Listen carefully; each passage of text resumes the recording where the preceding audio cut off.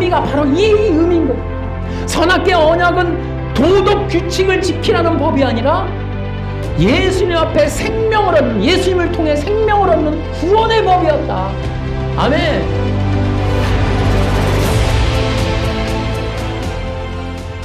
여러분, 지금 우리 이 시대는 진리 회복과 아울러서 영을 분별하는 일이 대단히 중요하다. 성경에 이제 우리가 지금 언약 시리즈 하고 있는데요. 여러분, 선악과 언약의 올바른 해석은 일단 분별부터 해야 된다. 종교의 영에 대한 분별. 왜냐하면 이 선악과 언약에서 두 개의 영적 세력이 충돌하고 있기 때문에 정말 우리가 이 복음을 따라가기 위해서는 거짓된 것들도 분별할 수 있어야 된다. 여러분, 심지어는 우리가 믿고 따르는 신학도 분별해야 돼요. 지난번에 제가 우리 영상 올렸지만은 자유주의, 영지주의, 또 뭐 있어요? 율법주의. 이런 것들이 여러분 별다른 게 아니에요. 우리 기독교, 우리 개혁 신학 안에 있다니까요. 그래서 분별이 필요하다. 여러분, 분별을 하는 데 있어서 이 영적 전쟁 최대 논쟁이 있는 부분이 바로 율법이에요. 율법은 가장 치열해요. 예수님도 오셔서 싸우셨잖아요. 율법 세력이랑. 여러분, 지금도 이 율법을 사이에 두고 이 두 세력의 이 전쟁은 치열하다. 앞으로도 마찬가지예요. 율법을 어떻게 해석하느냐. 사도들처럼 해석하면 그리스도가 나오고, 이 바리새인들처럼 해석하면 능동순종이 나오는 거예요. 이 엄청난 차이가 있다. 우리가 그래서 정말 율법적 해석을 분별해야 된다. 이것을 기억하셔야 돼요. 고린도후서 3장에 보면은 유대인들이 가지고 있는 한계를 사도 바울이 설명해요. 첫 번째는 뭐냐면 그들은 율법이라고 하는 것에 대하여 수건을 쓰고 있다. 그러므로 그들은 온전하게 율법을 볼 수가 없다. 이런 상황에 대해서 사도 바울이 설명합니다. 그래서 심지어 뭐라고 얘기하면 굉장히 충격적이죠. 구약의 율법이 수건을 벗으면 그리스도를 만나게 된다. 이런 얘기예요. 그러니까 유대인들이 그리스도를 못 만나는 건 율법에 대해서 수건을 쓰고 있기 때문이다. 구약에 있는 복음, 구약에 있는 뜻을 온전히 이해 못하고 유대인들이 예수님을 메시아라고 믿지 못하는 이유는 수건을 쓰고 있기 때문이다. 이런 얘기를 하고 있어요. 자, 이와 같은 얘기를 또 예수님도 하시죠. 요한복음 3장에 보면 니고데모가 나와요. 그 니고데모는 누구예요? 율법 선생이었어요. 근데 율법 선생인데 예수님이 책망하세요. 뭐라고요? 야, 너 율법 선생인데 거듭남을 몰라? 야, 너 거듭남도 모르니? 이렇게 책망을 하십니다. 그러니까 니고데모도 역시 뭐 어떻게 한다고요? 수건으로 쓰고 있는 거예요. 그러니까 구약의 율법을 알질 못하고 있다. 이런 얘기예요. 또한 유대인들의 이 문제는 율법에 대한 문제가 있는데 또가 뭐 있냐면 이 사람들은 구약의 율법을 신성시해요. 신성시가 뭡니까? 이게 신적인 역할, 신적인 주권도 있다라고 생각하는 거예요. 그러니까 심지어 어떻게 돼요? 율법을 지키지 않거나 율법을 비판하면 죽여야 되는 그런 상황으로 처해 있는 게 유대인들이에요. 여러분, 예수님을 왜 죽이려고 그래요? 바리새인들이? 율법을 어겼다는 이유로, 율법을 지키지 않는다는 이유로, 심지어 율법을 깨트리려고 하기 때문에 예수님을 죽이려고 그러는 거예요. 그랬더니 여러분 마태복음 5장에 뭐라고 나와요? 17절에 뭐라고 얘기하냐면 내가 모세 율법이나 예언자들의 말씀을 깨트리러 온 줄로 생각지 마라. 나는 그들의 말씀을 깨트리러 온 것이 아니라 완성하러 왔다. 그러니까 예수님에 대한 오해가 뭐가 있냐면 율법을 깨트리는 자예요.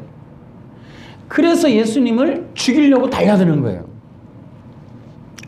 여러분, 사도 바울의 전직이 뭐예요? 뭐 하던 사람이에요? 예수 믿기 전에? 율법을 지키지 않는, 율법을 깨트리려고 하는, 그러니까 율법이라는 틀을 벗어나고 있는 그런 갈릴리의 무리들, 종교 무리, 그 그리스도인이라고 하는 사람들을 죽이려고 했던 사람이에요. 그러니까 이게 그냥 한두 사람이 아니라 어때요? 이 율법의 테두리를, 범주를 벗어나는 사람들을 늘려가고 있는 세력이기 때문에 죽이려고 하는 거예요. 신성시하기 때문에. 그래서 율법을 뭐예요? 이 이스라엘의 종교의 틀 내지는 신적인 존재라고 여기기 때문에 율법의 범주를 벗어나거나 율법의 범주를 벗어나게 하는 사람이거나 율법의 범주를 벗어나려고 하는 이러한 다른 종교 운동을 허락하지 않는 거예요. 그래서 그들은 그런 상황이 닥치면 죽이려고 그러는 거예요. 사도 바울이 대표적이고 예수님도 그러하셨다는 거죠.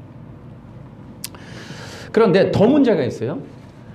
그러니까 유태인들의 이 문제는 율법적인 문제잖아요. 근데 율법을 심지어 종교적 무기로 사용하는 그런 것들이 이들의 문제예요. 그래서 어떻게 하냐면 이들은 종교라고 하는, 그러니까 유대 율법을 통하여 그 시대를 장악하고 그 시대 사람을 장악하고 그 율법으로 얻는 의라고 하는 것을 무기 삼아서 이걸 볼모로 삼아서 사람들의 돈과 인생과 또 이 경제권 모든 것을 수탈하고 착취하는 그런 사람들이었다. 여러분, 이제 이것이 이제 확장이 돼서 중세 유럽에 가면은 종교 재판이 있고 마녀 사냥이라는 게 있어요. 여러분, 이 근원이 전부 유대교입니다. 그러니까 율법이라는 거예요. 그러니까 율법이라고 하는 어떤 잣대를 활용해서 정치적 목적으로 사용해 먹는 거예요. 어떤 법을 어겼다, 어떤 뜻을 행하지 않았다, 어떤 틀을 벗어났다, 이런 것을 극단적으로 갖다 들이대서 심판 재판을 통해 사람들을 죽이는. 여러분, 전쟁도 마찬가지예요. 전쟁도 이런 원리로 일어나는 거예요. 어떤 법에 의해서, 자신들의 신념에 의해서 그것을 벗어나거나 그것을 거부하고 깨트리면 죽여야 되는. 여러분, 이게 율법이라고 하는 의식, 율법의 굴레, 이런 일들입니다. 이것이 이제 여러분, 제가 말씀을 드린 이것들이 뭐다? 유대인들의 문제예요. 심지어는 유태인들이 가진 율법의 문제이고 또 유대 종교의 문제예요. 근데 이것은 역사적인 문제이기도 하다라는 것을 말씀을 드리는 겁니다. 자, 그런데 그러면 율법을 하나님이 주셨는데 그러면 율법을 주신 하나님이 문제냐? 전쟁을 나게 하고 사람이 죽어나갈 수도 있는 율법이 그런 거냐? 아니라는 거죠. 율법이라고 하는 것이 문제가 아니라 율법 해석에 문제가 있는 거예요. 그러니까 율법을 어떻게 활용하느냐에 따라서 악하게도 쓸 수 있고 구원의 도구로도 쓸 수 있다. 이것이 성경 안에 다 들어있는 거예요. 첫째는 육적인 해석이 있어요. 인간의 행동 행위의 법으로 도덕 윤리로 만드는 거예요. 또 하나는 영적인 해석인데요. 율법을 복음으로 믿고 받아들이고 해석해서 그리스도에게로 이끄는 것. 자, 두 가지예요. 다시 율법이라고 하는 것은 뭐가 중요하다고요? 해석이 중요하다. 두 가지 해석이 있다. 하나는 육적인 해석, 또 하나는 영적인 해석. 육적인 해석은 극단적인 해석이에요. 아까 얘기했죠. 뭘 지키는 걸 넘어서서 율법을 종교화, 권력화, 신성화하고 무기, 세속 무기, 정치 무기로 삼아서 국가적인 어떤 틀을 유지하는. 그래서 여러분, 율법이라고 하는 것을 권력 도구로 쓰면 율법주의에서 공산주의가 나오게 돼 있어요. 이것이 이제 바로 유태인들이 꿈꾸는 그런 세계, 통합 세계를 의미하기도 합니다. 어쨌든 자, 다시요. 율법은 뭐가 중요하다? 해석이 중요하다. 어떤 해석이 있다? 첫째는 육적인 해석 또는 영적인 해석이 있다. 여러분, 영적인 해석을 하면 뭐가 나온다고요? 그리스도가 나오는 거예요. 육적인 해석을 하면 도덕, 윤리, 규범. 이게 무서운 거예요, 이게. 도덕, 윤리, 규범이 이게. 그런데 여러분, 성경에 보면은 영적인 해석, 그리스도로 해석하는 사람들이 있어요. 이게 사도 바울을 비롯한 사도들. 이제 이런 사람들이 존재하는 거예요. 로마서 2장 28절에 보면은 사도 바울도 아주 중요한 얘기를 해요. 유태인들의 문제는 뭐냐면, 우리는 태어나면서부터 하나님 백성이야. 우리는 하나님이 택했어. 이걸 뭐라 그래요? 선민의식, 선민사상 이런단 말이죠. 근데 사도 바울도 유태인이면서 중요한 말을 해요. 그 생각 버려. 혈통적인 유태인이라고 다 하나님 백성 되는 거 아니야. 내면적으로 영적인 백성이 진짜 하나님 백성이야. 이런 얘기를 한단 말이에요. 그러니까 두 부류가 있다는 거예요. 어쨌든 보여지는 것이 아니라 보이지 않는 어떤 흐름이 있다.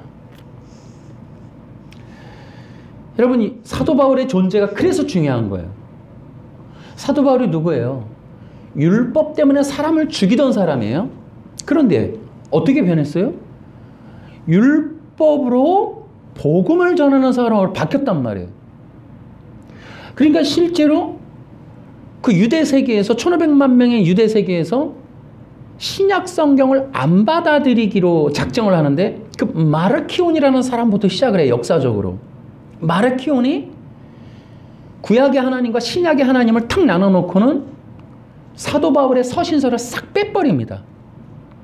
그리고 나서 예수님 중심적인 도덕적 모범의 기독교로 바꿔버려요. 사도 바울의 서신서를 싹 빼버립니다. 그러니까 유태인으로서 변화된 기독교인이 그 구약의 율법이라고 하는 것에 들어있는 그리스도의 복음을 전하는 걸 막아버리는 거예요.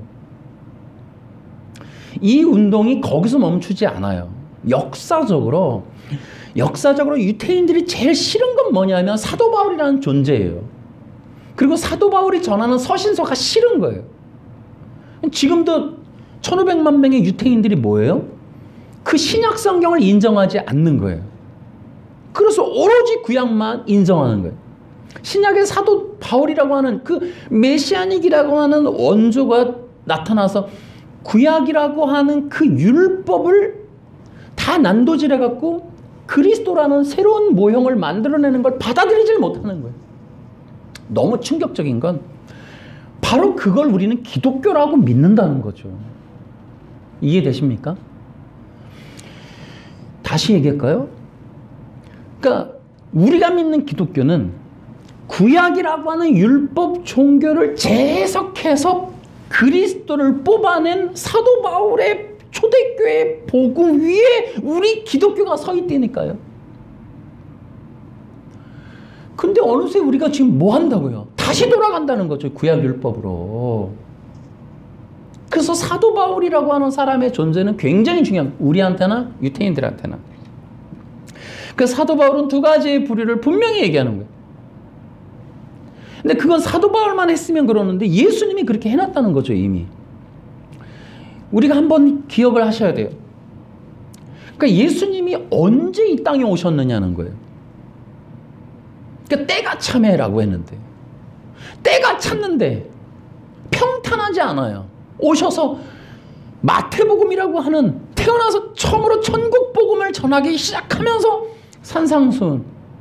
이 산상수훈이 뭐냐? 율법의 재해석이란 말이에요. 그러니까 예수님이 오셔서 뭐 하냐면 율법 종교와의 싸움, 전쟁, 다툼, 이 충돌을 하시는 것이 예수님 사역의 시작이에요. 그러니까 예수님이 언제 오시냐면 유대 율법 종교가 하나님의 그 약속의 땅을 장악하고 있을 때에 예수님이 오시는 거예요. 그 위에 오신단 말이에요. 예수님의 첫 번째 중요한 사역 중에 하나는 유대 율법 종교의 영을 깨트리는 거예요. 이걸 깨트리고 나서 어떻게 하신다고요? 생명의 길을 여시는 거예요. 이게 때가 참해라는 표현이 너무 난센스라는 거예요. 우리 상식을 벗어나는 거예요. 그러므로 여러분 이제 우리는 기억해야 돼요. 율법이라고 하는 것은 해석이 중요하다. 해석이. 율법을 어떻게 해석하느냐? 다시 유대 율법, 구약의 율법, 십계명의 해석은 두 가지가 있다. 하나는 육적 해석. 봐라, 출애굽기에 안식일 지키라 하지 않았냐? 안식일 지켜야 된다. 토요일날 교회 가야 된다 하는 육적인 세력이 있고, 그 유대 율법을 해석하니까 그리스도가 나온다라고 하는 그리스도 중심적인 해석의 세력들이 있는 거예요. 여러분, 그래서 이제 우리는 이 두 가지의 흐름을 기억할 필요가 있어요. 그런데 참 여기서 이제 예수님의 말씀이 참 오해를 불러일으키는 경우가 많이 있어요. 예를 들어 마태복음 19장의 부자 청년한테 내가 어떻게 영생을 얻으리까 그랬더니 계명을 지키라 그런단 말이에요. 그들이 열광을 해요. 유태인들이 아니라 기독교인들이 너무 좋아해요. 거 봐라, 예수님이 율법을 지켜 계명을 지키면 구원 얻는다고 했지 않았냐? 이 말을 너무 좋아해요. 나 이게 이해가 잘 안 돼요. 다 그렇게 해석하는 게. 여러분 기억해 보세요. 성경이라고 하는 것이 줄거리가 있는 거예요. 내러티브예요. 쉽게 얘기하면 성경 전체의 내러티브 다 연결돼 있다 그러잖아요. 그렇죠? 저자가 40명인데 스토리는 하나다. 놀랍다. 성령님의 기적이다. 뭐 이런 얘기를 우리는 다 같이 개론 때 해요. 개론을 가리키면서. 그런데도 우리는 자꾸 잊어버려요. 그러면 이 이야기는 뭐냐면 한 권의 책이라면 앞에는 서론이겠죠. 그러면 어디가 서론이에요? 창세기겠죠. 창세기 앞에 있는 어떤 내용이 이 전체 스토리를 끌고 가고 있는 거예요, 지금. 그러니까 에덴 동산에 있었던 어떤 일이 성경 전체의 스토리의 시작이고 그게 줄거리의 아주 모티브가 되는 거예요. 마태복음도 마찬가지고 마태복음도 마찬가지예요. 마태복음의 줄거리의 내용은 앞에 있는 거예요. 앞에. 여러분 마태복음에서 굉장히 중요한 내용은 마태복음 5장에 있는 심령이 가난한 자에 대한 거예요. 그리고 예수님이 그 산상수훈 끝물에 뭐라 그래요? 그 나라와 그 의를 구하라. 자, 마태복음 19장에 부자 청년 얘기가 있어요. 여러분 이 부자 청년에게 하시는 계명에 대한 이야기, 이 이야기는 산상수훈의 예고, 그러니까 하나의 예를 보여주는 거예요. 예를. 그러니까 계명을 지키라 그랬다고 예수님이 계명을 지키니까 구원받을 수 있다 이런 얘기가 아니란 말이죠. 그러니까 유대 청년, 부자 청년에게 계명을 문자대로 도덕과 윤리를 산출하는 지킴이 아니라 마음에 있는 욕심, 죄의 문제가 해결돼야 된다라는 것으로 계명 지킴을 말씀하신 거예요. 이해되시죠? 그러니까 구약을 문자대로 지켜 도덕, 윤리적 행동 상황을 만들어라가 계명을 지키라가 아니고 마태복음 19장으로 보면 계명을 지켜라라는 것은 네 마음에 있는 죄의 문제를 해결하는 것이 계명을 지키는 온전한 뜻이다라고 하는 의미가 예수님의 말씀의 의미라는 거죠. 그러니까 그게 본문에 나와 있는 거예요. 그런데도 그 흐름을 잃지 않고 그 앞에 계명을 지켜라. 그러면 영생을 얻는다. 여기에 우리 모두는 열광을 한단 말이에요. 그 문제가 잘못됐다라는 거예요. 그러다 보니까 지금도 어떤 일이 있냐면 구약율법은 지금도 지키는 법이다. 또 하나, 십계명을 지키면 의를 얻는다. 이런 얘기를 한단 말이에요. 이해되시죠? 이 얘기가 기독교 안에 있다고요. 안식교라든지 기독교 유사 형태의 능동순종도 마찬가지고 뭐라고요? 구약의 율법은 지금도 지켜야 될 살아있는 법이다. 또 하나, 십계명을 지키면 의를 얻는다. 이런 것들. 왜 지키냐 그랬더니 구약의 율법을 도덕법, 십계명, 윤리로 지켜야 된다. 이 얘기가 지금 능동순종, 기독교, 개혁주의 안에도 있단 말이에요. 다시요. 그러니까 웬만한 사람들은 기독교인을 포함해서 구약의 율법은 지켜야 되는데 도덕, 윤리로 지켜야 된다가 기본의식이고, 그런 의미에서 십계명은 도덕법의 요약이니까 십계명을 지켜야 된다. 심지어 십계명을 지켜야 의를 얻는다. 더 나아가서 예수님도 지켰다. 예수님도 지켜서 의를 얻었다. 여러분, 이게 유대인들의 얘기가 아니라고요. 기독교 얘기라고요. 이게 이제 개혁주의, 능동순종, 안식교, 유대율법 다 동일한 얘기를 하고 있어요. 그러면서 더 재미난 얘기를 하죠. 예수님이 일생을 다해서 율법을 지켰다. 엄청난 얘기. 자, 내가 분명히 얘기해 드릴게요. 이제 어떤 그 유명한 우리나라의 그 성경 강의하시는 그 부흥사 같으신 어떤 분이 그 로마서 강의를 주로 하시는 분인데, 이분이 뭐라 그러냐면, 여러분이 평생을 다해서 일생 동안 하나의 율법도 어기지 않고 다 지키면 의를 얻어요. 그런데 그렇게 지킬 사람이 없으니까 문제죠. 이렇게 얘기를 한다고요. 분명하게 말씀을 드릴게요. 사람이 1000년을 살아도 1000년 동안 태어날 때부터 단 한 번의 율법을 어기지 않아도 의는 못 얻어요. 이해되십니까? 그런 얘기 잘못 듣다고요. 그러니까 율법을 지키는 것으로는 안 된다니까요. 의를 못 얻는다고요. 그러니까 율법을 완벽하게, 예를 들어 613가지인가 그거를 1000년을 사는 동안에라도 하나도 어기지 않고 다 지켜도 여러분 의롭게 못 됩니다. 그러니까 율법의 지킴, 행동의 지킴으로는 절대 의의가 없어요. 근데 마치 그분은 그 율법을 여러분이 평생 안 어기고 지키면 의롭게 되지만 그렇게 될 사람이 없으니까 문제죠. 이렇게 얘기하는 게 잘못이라고요. 거기에 속으면 안 돼요. 여러분, 그것부터 우리는 빼야 돼요. 기독교인들은. 그 유대적인 의식이라고요. 유대적인 애들도 그렇게는 생각 안 해요.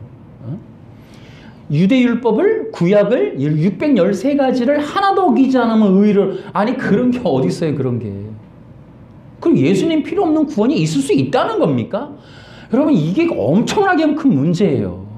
예수님 없는 의가, 예수님 없는 구원이, 아니 이게 가능하다고 얘기하는 게 기독교회가 맞냐는 거죠. 안 된다는 거죠. 여러분, 율법은 1000년 만년을 다 지켜도 의를 얻을 수 없습니다. 또 하나, 아니 여러분, 우리는 자꾸 착각을 해요. 예수님이 율법을 지키셨다고 생각들을 한단 말이에요. 제가 분명히 말씀을 드릴게요. 예수님은 율법을 지키지 않으셨어요. 그 이유를 이제 뒤에 가면 이제 분명히 여러분이 인식하게 될 겁니다. 그러니까 이제 여러분이 율법을 지킨다라는 것 자체가 의를 준다라는 개념을 버리세요, 일단은. 예? 그러니까 율법을 하는 의의가 없어요. 율법은 의로움을 얻는 길을 제시하는 거예요. 그러니까 율법이, 예를 들어 안식일을 평생 잘 지켰어. 그러니까 율법이 어느 날 너 되게 이제 의로워, 이제 합당해, 그만 지켜, 이런 거 없다고요. 율법은 그럴 능력이 없다고 말이에요. 여러분, 바리새인들은 이런 얘기를 하다가 예수님한테 책망 들었어요. 예수님이 되게 세게 얘기하셨어요. 독사의 자식들이라고. 왜냐하면 여러분, 마태복음 5장 19절에 뭐라고 되어 있냐면, 20절인가요? 바리새인보다 더 나은 의를 얻어야 된다 그랬어요. 그럼 우리 한 가지 생각해요. 바리새인들이 의로웠습니까? 그럼 예수님이 이게 무슨 얘기죠? 바리새인들이 의로웠다는 거예요? 아니에요. 이게 무슨 얘기냐면 바리새인들은 자칭 의로운 거예요. 자기들이 스스로 의롭다고 생각을 하고 주장을 한 거예요. 여러분, 이들이 의로운데 예수님을 핍박하고 죽이려고 그러고 여러분 사람들을 착취하고 그렇게 죽입니까? 그럴 수 있습니까, 여러분? 그렇지 않아요. 그러니까 예수님이 말씀하시는 더 나은 의는 그 바리새인들이 자칭 의롭다라고 하는 것 그 이상의 의의를 가져야 된다라는 거예요. 그러니까 왜 자칭이냐면 여러분 우리 마태복음 보면은 그 사람들 모퉁이에 서서 기도를 하고 일주일에 2번 금식을 하고 얼굴에 막 이렇게 살 일부러 얼굴 볼살 빼갖고 고행하고 수도하고 노력하는 사람으로 보이려고 애를 쓰는 그것들을 통해서 어떻게 해요? 나는 남들이 안 하는 거 해. 나는 남들이 안 하는 고행을 해. 그래서 어떡해요? 나는 의로워라는 의식을 자칭 의롭다라고 하는 의식을 갖고 있었단 말이에요. 누가 의롭다고 선언도 안 해주고. 그러니까 그런 사람들보다는 나아야 된다는 거지. 여러분 바리새인들이 의로운 자가 아니에요. 여러분이 율법을 지키면 의롭다라고 생각하는 것 자체를 버리셔야 돼요. 그래서 예수님이 희한한 말을 하죠. 그 나라와 그 의를 구하라는 거예요. 그런데 예수님이 뭐라 그래요? 마태복음 5장 19절에 보면 계명을 지키며 가르치는, 또 마태복음 7장 19절에 보면은 21절에 보면은 말씀대로 행해야 된다 이런 얘기를 하신단 말이에요. 도대체 이건 무슨 뜻일까요? 자, 우리 마태복음 15장 7절 보세요. 위선자들아, 이사야가 너희에 대해 예언한 것이 옳다. 이 백성들이 입술로는 나를 공경하나 마음은 내게서 멀구나. 헛되이 내게 예배를 드리고 사람의 훈계를 교리인 양 가르친다.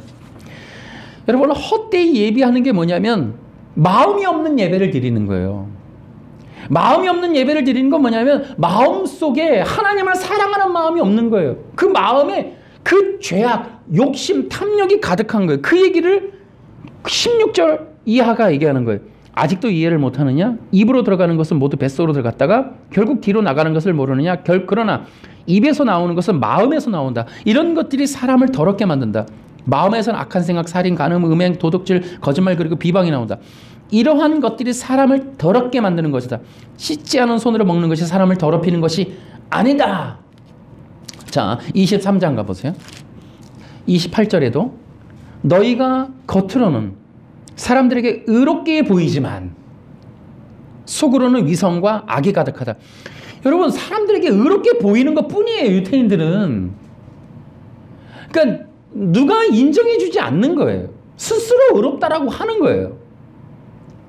하지만 예수님이 오셔서 그 종교의 영들을 칭찬하고, 야, 니들 정말 대단하다. 일주일에 2번 금식하고 훌륭해. 사람들에게 보일만해. 여러분, 이 사람들을 따르세요. 이렇게 안 하고 독사의 자식들이라 사람들 공개적으로 그러면서 하는 말이 너희 마음속에 위선과 악이 가득하다. 여러분, 이 진리의 사역은 예수님밖에 못 하시는 거예요, 진짜.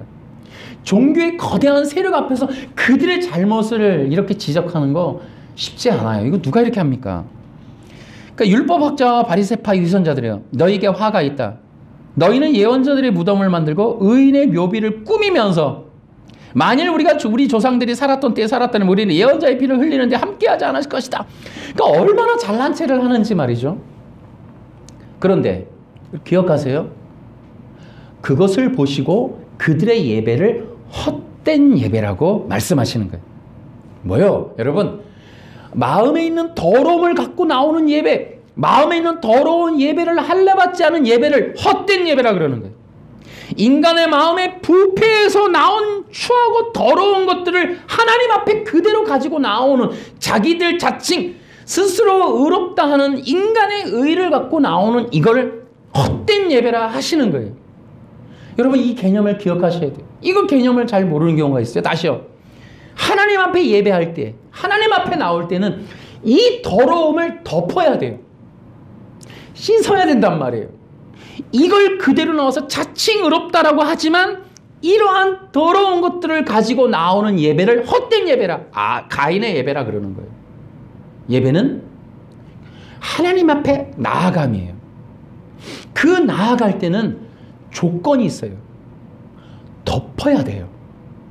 창세기 3장에 나오듯이 가죽옷으로 덮어야 돼요.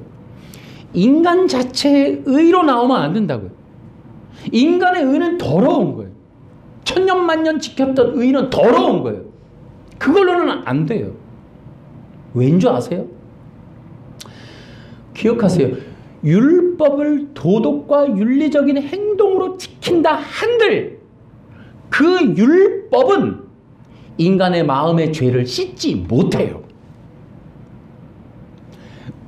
의로움, 하나님이 원하시는 의로움은 마음에 있는 죄가 할례되고 씻겨지는 의예요.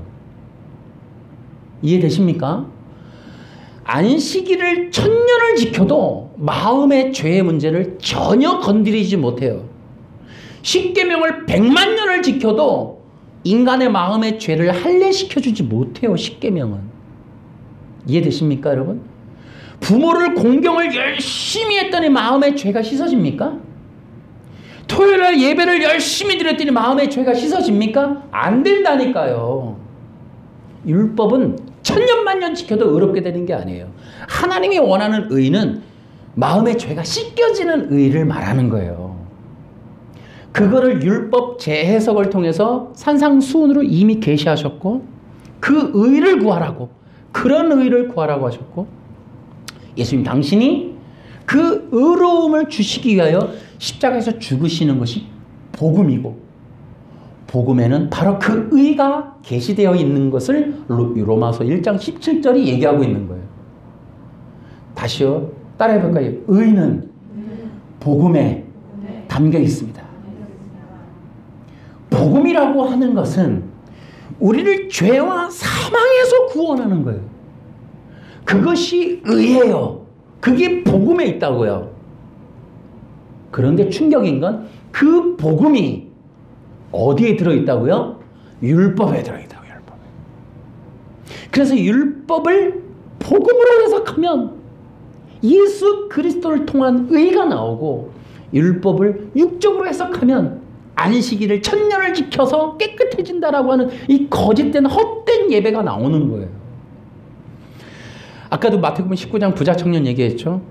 진짜 계명 지킴이란, 진짜 계명을 지킨다라는 건 바로 그렇게 율법이 계시하고 있는, 율법 안에 있는 의, 그 율법 안에 있는 의는, 너희는 누군가의 피로써 너희의 죄가 덮여야 해가 율법이라고요. 제사법 기억해 보세요. 구약의 율법이라고 하는 핵심적인 틀인 이 제사법을 통해서 하나님이 말씀하시는 건 인간의 죄라는 건 무엇인가로 덮여야 돼. 속죄의 피로써 덮여야 돼.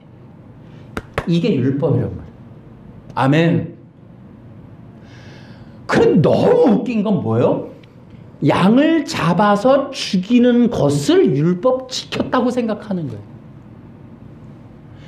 그래서 영적인 해석이 필요하다고요. 율법은 양을 잡는 그 행위가 중요한 게 아니고, 양을 통하여 죄가 속죄되는 걸 통해 인간의 마음에 죄가 씻겨야 하나님 앞에 나아갈 수 있는 거구나를 율법을 통해 복음을 전하고 계시는 거예요. 이해되십니까, 여러분? 이거 되게 중요한 거예요. 그러니까 마태복음 23장에는 스스로 자칭 의로워진 유대인들을 지적하시는 거예요.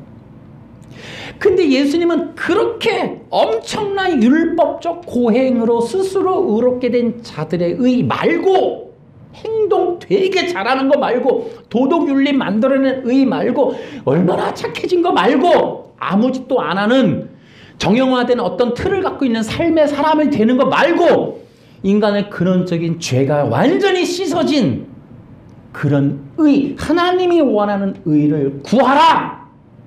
이것이 예수님의 말씀이라고요. 그러면 우리는 어떻게 돼요? 그 의를 찾아야죠. 다시 또 기억해 보세요.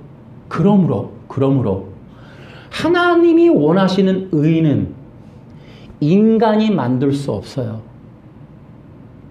하나님이 원하시는 진리, 그 의는 안식일, 부모님 공경, 뭐를 천년만년을 해서 결코 얻어내지 못하거나 만들지 못해요.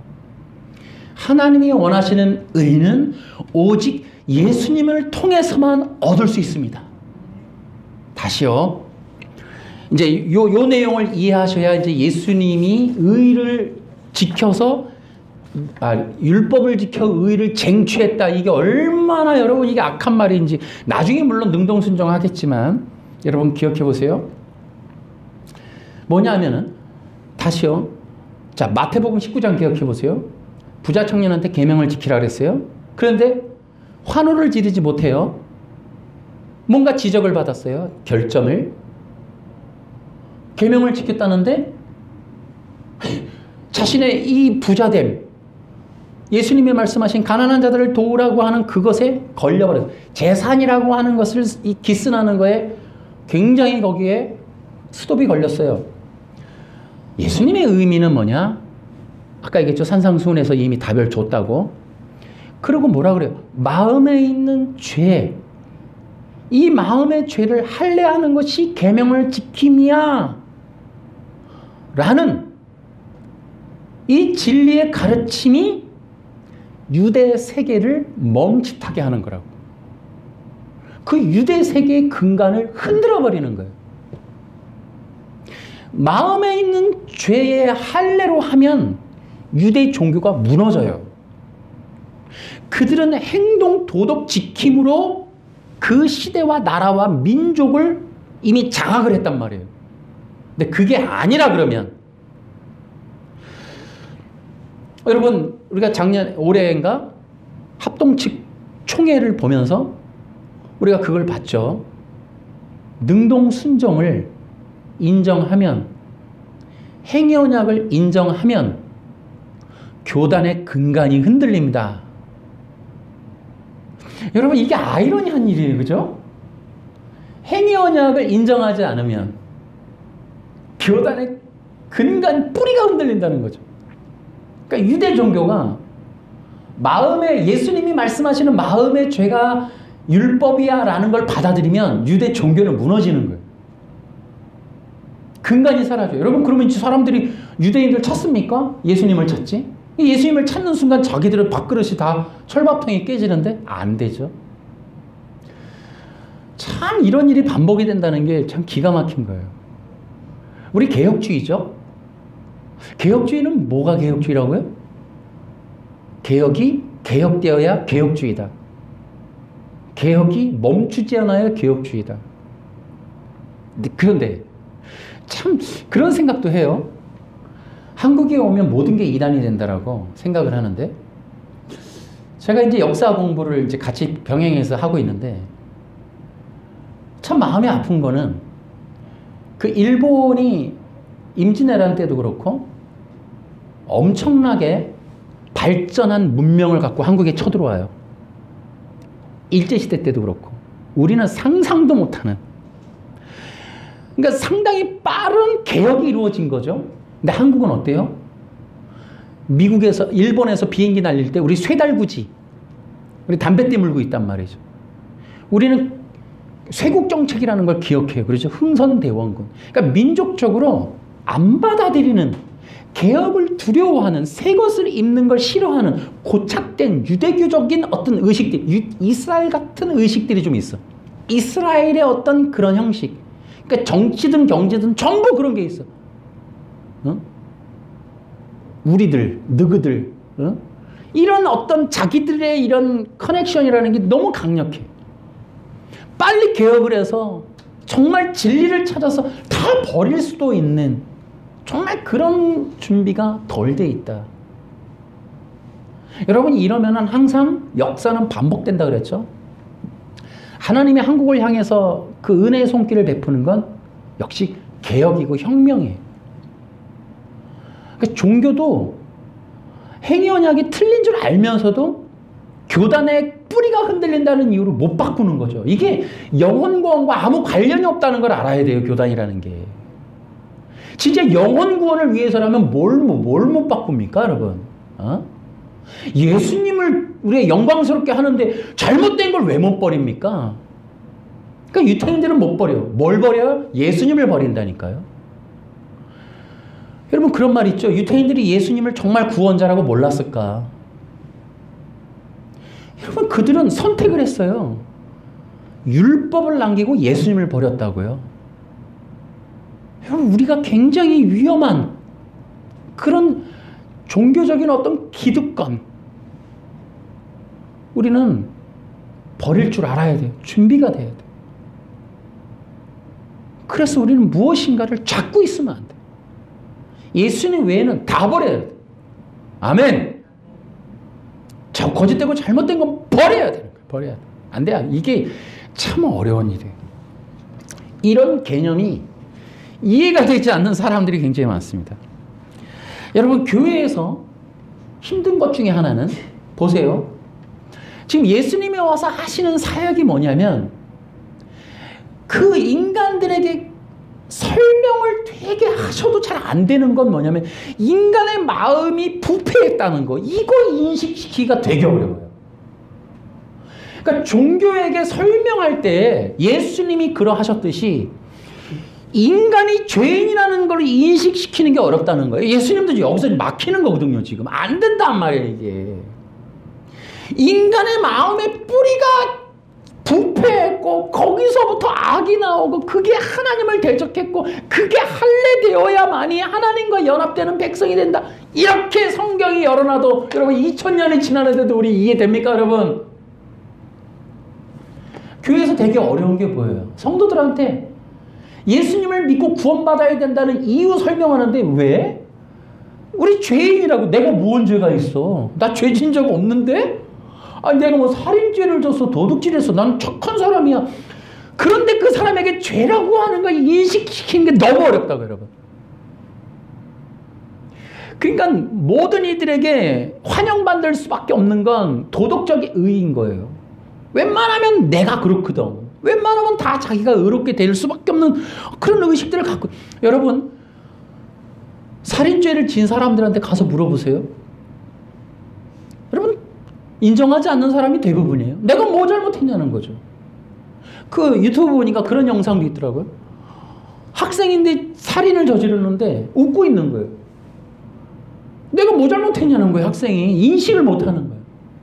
다른 부모님의 자녀가 죽었는데 내가 뭐 잘못했냐는 거예요. 이게 악이에요. 인간의 악. 인간의 악이라고 하는 게 교회에서 복음 전하기가 어려우니 앞으로도 더 그러겠지만 그냥 교회라고 하는 이 착한 사람들의 모임이라고 인식되는 공동체에 와서 앉아있는 내가 뭐 잘못했냐는 거죠. 30년 된 장로님한테 죄라고 하는 거 설명하기가 너무 어려운 거예요. 인간의 마음의 근원이 부패했음을 설명하는 게 어려운 거예요. 그 마음의 죄의 뿌리가 할례되어야 된다는 이 복음적 개념이 여러분 굉장히 어려운 거예요. 이게 드물단 말이에요. 드물단 말이에요. 그러니까 예수님도 여기서 막히는 거예요. 그러니까 율법이라고 하는 것의 의 문제가 이게 쉽게 통과되지 않는 게 여기 있는 거예요. 여러분 신학적인 이 뿌리가 안 바뀌는 이유도 아담이라고 하는 게 결국은 아담도 도덕으로 구원받을 수 있었다. 이 문제를 바꿔내기가 어려운 거예요. 인간이라고 하는 근원이 개혁신학이라고 하는 것에서부터 행위언약. 행위언약이 뭐냐? 인간이 도덕 법칙, 양심에 새겨진 도덕 법칙을 지키면 구원받을 수 있었는데 못 지켰다 이거야. 그러면 구원은 어떻게 돼? 예수님이라고 하는 특별한 분이 왜 초인이 오는 거야? 위버맨시. 그러니까 이 니체가 말하는 위버맨시. 그러니까 어떤 이 보통 인간 말고 좀 더 나은 인간이 와서 신적인 어떤 형이상학적인 법, 신적인 존재가 좋다라고 하는 그 법을 완수하는 것으로 인하여 대표성을 가지면 이 사람을 통하여 이제 모든 이가 도덕, 윤리, 규범을 지키는 그 율법으로부터 의를 얻어서 구원받아. 하여튼 이런 얘기들을 사람들은 편하게 생각한단 말이에요. 이거를. 이게 교리라고 하는, 이게 신학이래요. 이게. 여러분 피토할 일입니다. 여러분 진짜. 여러분 우리 진짜 이러니까 그렇지. 여러분 이게 신학이라는 거예요. 예? 예수님이 뭐라고요? 브랜든 크로, 김재성 씨 뭐라 그래요? 예수님이 율법을 지켜 의를 쟁취했다. 여러분, 피토할 노릇이라고. 다시 얘기할게요. 자, 율법이라고 하는 것의 의가 마음의 죄라고 얘기했어요, 제가. 그렇죠? 성경도 그렇죠. 자, 그럼 여기서 되게 재미난 얘기가 나와요. 예수님이 율법을 지켰다라는 건 뭐예요, 지금? 다시요. 예수님이 평생을 다해 율법을 지켜서 의를 얻었다고 주장하는 저 사람들의 의도가 뭐예요? 다시요.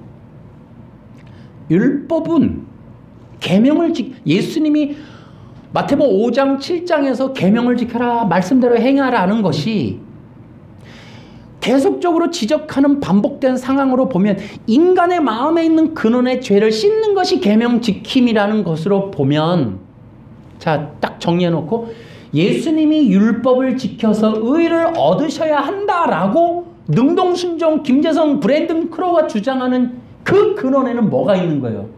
예수님이 죄가 있는데 뭐가 필요한 분이다, 지금 현재? 마음의 죄를 씻어야 되는 분이다라는 거예요. 응?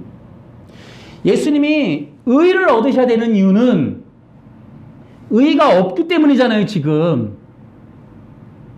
그러니까 예수님이 죄가 있는 분이라고 얘기하는 거라고요, 이게. 누가? 능동순종이. 여러분, 되게 논리적으로는 되게 쉬워 보여요. 저 사람들이 하는 얘기가 납득이 돼요. 성경적으로 보면 그 말이 갖고 있는 의미가 무섭다고요. 악하다고요. 악하다고. 예수님이 죄가 있는 분이라고 지금 주장하는, 그걸 감춰놓은 거예요. 그 내면에는.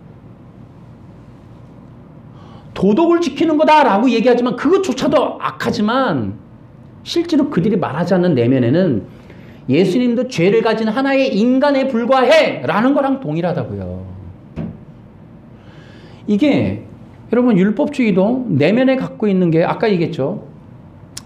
유대 율법주의는 문제가 뭐냐면 율법에 대한 문제가 있어요. 커다란 문제가. 첫째는 아까 수건을 덮여져 있는 율법이라고 하는 거에 되게 무지해요. 또 하나는 뭐냐면 율법을 신성시해요. 그런데 제가 세 번째 뭐라고 그랬냐면 율법은 무기라고 그랬어요.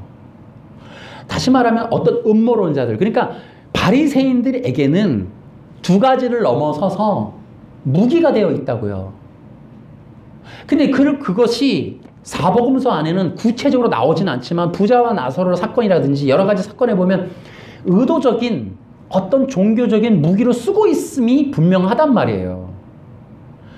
그러니까 능동순종이라고 하는 어떤 몇 가지의 규정들이 되게 설득력이 있긴 해도 그것은 뒤집어 보면 상당히 위험한 내용들을 지금 내포하고 있다는 걸 우리는 기억을 하자는 거예요. 그들이 말하는 것 이상으로 위험하다고요. 뭐예요? 신성 모독, 그야말로 예수님에 대한 모독을 하고 있는 거예요. 다시 뭐예요? 예수님이 하나님이심을 부정하는 거예요. 다시요. 하나님이 원하시는 의는 예수님의 피로써 마음의 죄를 씻는 것이 율법의 내용이에요. 이 율법의 내용은 예수님을 통한 속죄라는 것을 말하는 거란 말이에요. 그게 사도들의 얘기라고요. 이해되십니까? 그게 히브리서의 너무 충격적인 해석이란 말이에요. 근데 이걸 다 원천적으로 거부하고 가리고 결국은 이것을 받아들이지 않고 거짓된 걸 퍼뜨리고 있는 게 능동순종이라고 말해요. 그리고 바리새인들이고. 여러분, 이제 의라고 하는 것은 인간의 힘에서 근원에서 나오지 않는다, 이해하셨을 거예요. 왜냐하면 인간은 인간의 자신 스스로의 죄를 해결 못해요. 여러분, 우리 스스로 우리 죄를 누가 씻어요? 안 돼요. 이거는 근원적으로 우린 죄와 사망 가운데 죽어 있어요. 누군가가 이거 해결해 줘야 돼요. 우리의 인간의 죄와 사망, 예수님이라니까요. 그 예수님이 오셔서 이걸 해결해 주시는 거, 이게 율법의 의라고요. 이게. 그래서 의는 복음에 계시되, 그 복음은 뭐라 그래요? 고린도전서 15장에 내가 성경대로 죽으시고 성경대로 부활하사 내가 전한 복음을 들으면 구원을 받는데 성경대로 죽으시고, 이게 복음이란 말이에요. 성경대로 죽으시고 성경대로 부활한다는 요 내용이 복음이고 그 복음에 로마서에는 뭐라고 되어 있어요? 복음의 의가 계시되어 있다. 그러니까 예수님이 죽고 부활하는 것으로 인간은 의를 얻는다. 이 얘기를 한단 말이에요. 성경이. 그런데 그게 끝이 아니에요. 이제 끝이 뭐가 있냐면 율법으로 완벽하게 하나님의 의로움을 받은 그 백성들에게 놀라운 하나님의 일들이 남아있어요. 여러분 기억해 보세요. 시내산에 이스라엘 백성들이 언약을 맺을 때 하나님께서 뭘 주냐면 십계명을 줘요. 돌판, 케투바. 근데 이때가 언제냐면 오순절이에요. 근데 신약에 가면은 오순절 날에 마가다락방에서 성령이 내려오십니다. 근데 이 두 가지 사건을 하나로 설명하는 그 내용이 고린도 후서 3장에 나와요. 그것이 뭐냐면 이제 1절부터 바로 8절까지 10절까지 나와요. 시내산에서 십계명 내리는 것과 마가다락방에서 성령이 내리는 이 두 사건을 설명하는 내용이 고린도후서 3장에 나오는데 사도 바울이 하나는 돌비, 하나는 마음의 비 이렇게 해서 십계명이라고 그때 이 내려진 그 오순절날에 내려온 그 십계명이 그 성령님과 원형과 이 상징으로 비교하면서 이것이 인간의 마음속에 온 생명의 성령이라고 비교를 합니다. 다시요. 십계명과 성령님이 관련이 있다는 거예요. 고린도후서, 그러니까 이 사도 바울이 요주의 인물인 거예요. 이게 유태인들이 볼 때는 어디 감히 그 민족의 신 율법을 감히 성령님하고 비교를 한 거예요. 그 상징적인 것으로 혹은 성령을 성취로 이 기가 막힌 비교를 해버린 거죠. 유대교의 근간이 흔들릴 수밖에. 제가 이 얘기를 하는 이유는 현대 기독교에서 없는 얘기를 하고 있는 거예요. 지금 사라진 얘기를 하는 거예요. 여러분 우리 십계명 능동순종 공부할 때 했잖아요. 아담은 도덕법을 지켜야 되는데 도덕법의 요약이 십계명이고 십계명을 지켜야 의를 얻는다. 그런데 성경은요, 사도 바울의 시각은 십계명이 성령님으로 설명되고 있습니다. 그런데 이것을 왜 설명하냐면 율법의 의와 관련이 있어서 그래요. 그러니까 율법의 의를 얻는 하나님 앞에 가서 인정받는 의, 예수 그리스도의 피로서 정결함을 얻고 그 피로 덮임받아서 나아가는 하나님의 예배자들에게 하나님께서 성령을 선물로 주신다는 거예요. 그 성령의 선물이 십계명으로서 설명되는 마음의 법이라는 거죠. 다시 말하면 이 인간이 하나님이 되고 싶어하는 신적인 이 죄의 근원의 뿌리가 뒤바뀌는 예수님이 나의 주님이십니다 라는 놀라운 신앙의 고백으로 뒤바뀌는, 드디어는 뭐예요? 헛된 예배가 아니라 영과 진리가 가능해지는 예배자가 되는 그 길이 바로 성령의 선물을 통해 이루어진다. 지금 이 내용을 얘기하고 있는 거예요. 다시요. 여러분 기억해 보세요. 십계명과 성령님을 사도 바울이 그 연관해서 고린도 후서의 3장에 얘기하고 있어요. 이게 복음이라고 해요. 복음. 그러니까 이렇게 기억해 보실래요? 진정한 의의 백성이라면 반드시 성령 받는다. 아멘. 진짜 예수 그리스도 그분의 피로서 속죄함을 얻은 백성들에게는 반드시 성령이 내리신다. 사도행전 19장에 너희가 믿을 때에 성령을 받았느냐? 예수 그리스도를 믿는 자들에게는 성령이 내려오십니다. 그 성령은 구원의 보증이 되시는 거예요. 하나님의 자녀라는. 그래서 이스라엘의 선민들이 작살이 나는 건 하나님의 백성 선민이라는 개념이 거기서 뒤바뀌는 거예요. 사도 바울에게서 완전히 혁명이 나는 거예요.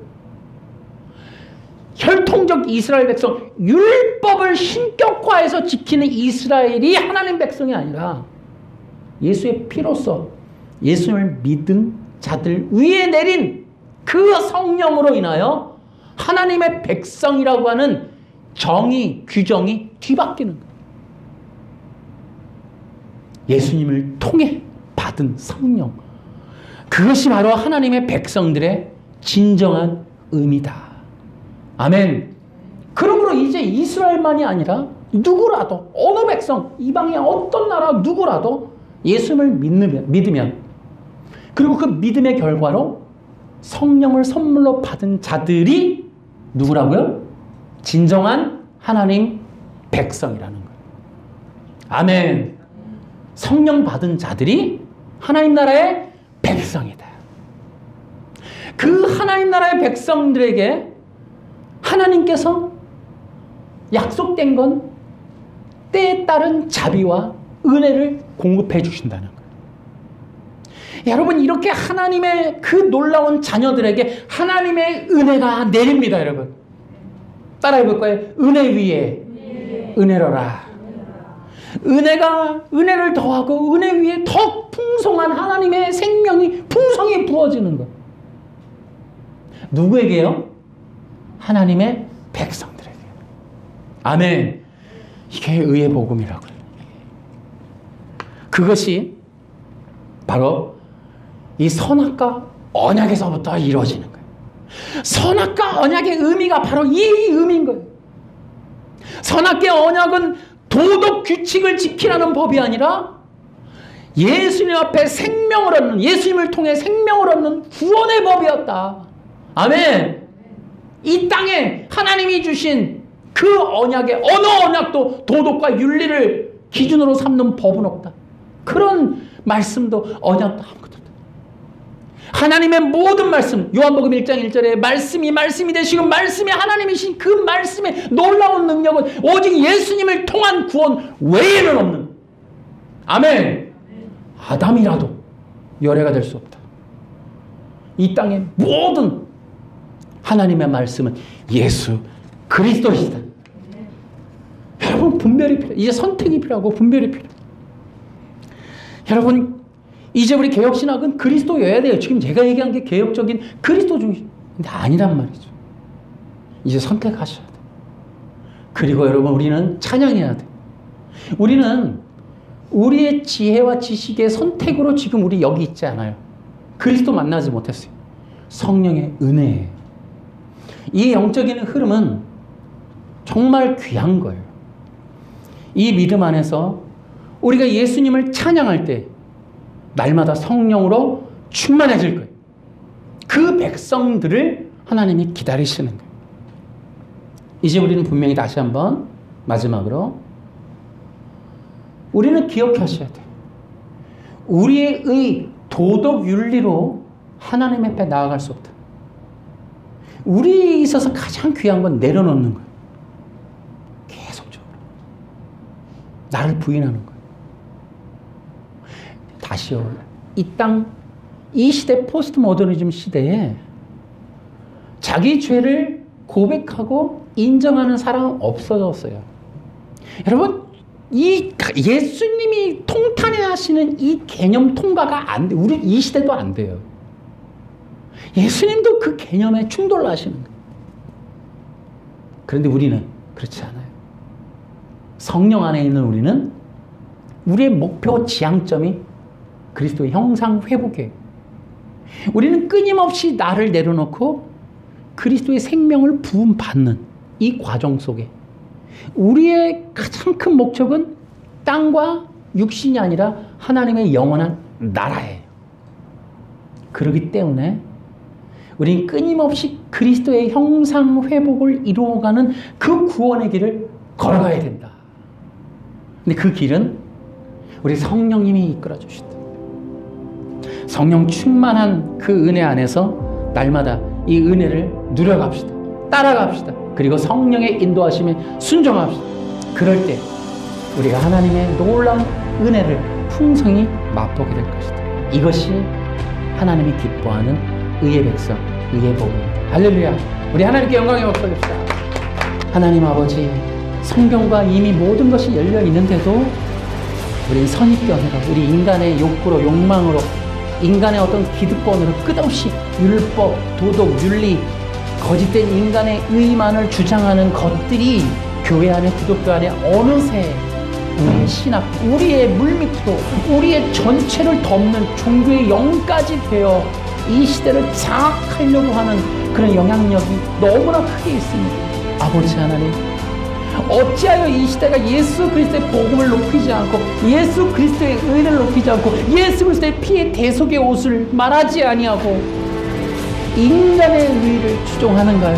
아버지 하나님, 남은 자들 위해 역사하셔서 남은 자들에게 성령을 부으셔서 오직 예수 그리스도의 십자가의 복음을 따르면 그 십자가의 피로소만이 유일하게 의를 얻고 그 의의 백성들이 하나님 앞에 나아간다는 이러한 십자가의 그리스도의 복음을 전할 수 있도록 성령으로 인도